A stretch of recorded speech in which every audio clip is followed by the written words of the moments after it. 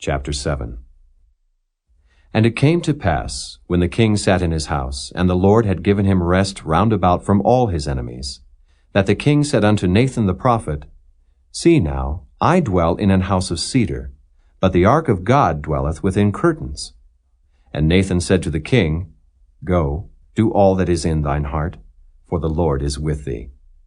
And it came to pass that night, that the word of the Lord came unto Nathan, saying, Go and tell my servant David, Thus saith the Lord, Shalt thou build me an house for me to dwell in?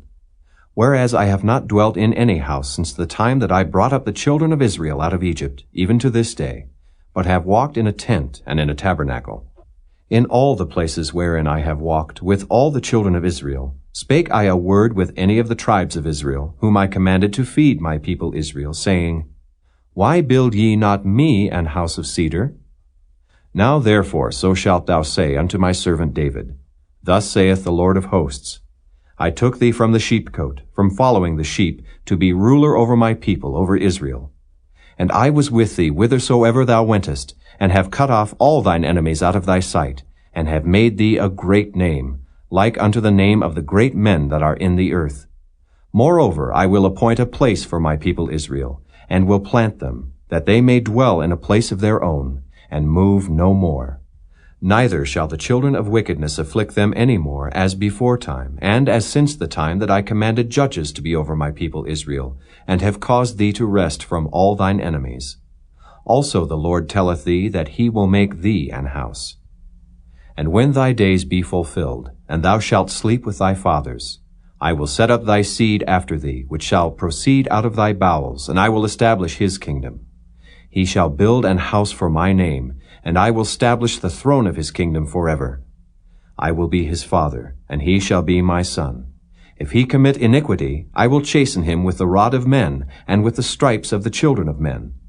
But my mercy shall not depart away from him, as I took it from Saul, whom I put away before thee.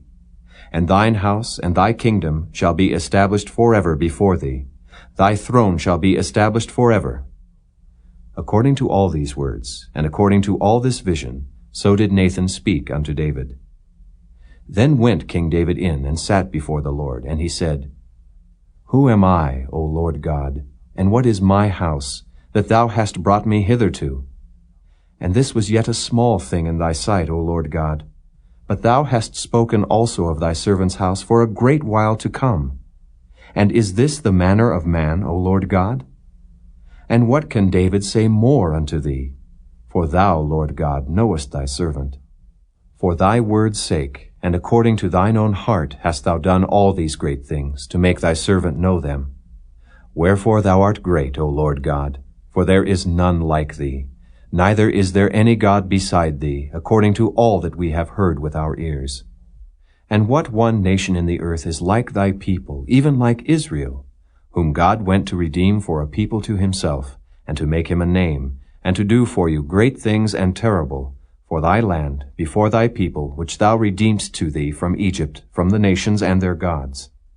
For thou hast confirmed to thyself thy people Israel, to be a people unto thee forever, and thou, Lord, art become their God. And now, O Lord God, the word that thou hast spoken concerning thy servant and concerning his house, establish it forever, and do as thou hast said. And let thy name be magnified forever, saying, The Lord of hosts is the God over Israel. And let the house of thy servant David be established before thee. For thou, O Lord of hosts, God of Israel, hast revealed to thy servant, saying, I will build thee an house. Therefore hath thy servant found in his heart to pray this prayer unto thee. And now, O Lord God, thou art that God, and thy words be true, and thou hast promised this goodness unto thy servant. Therefore now let it please thee to bless the house of thy servant, that it may continue forever before thee. For thou, O Lord God, hast spoken it. And with thy blessing let the house of thy servant be blessed forever.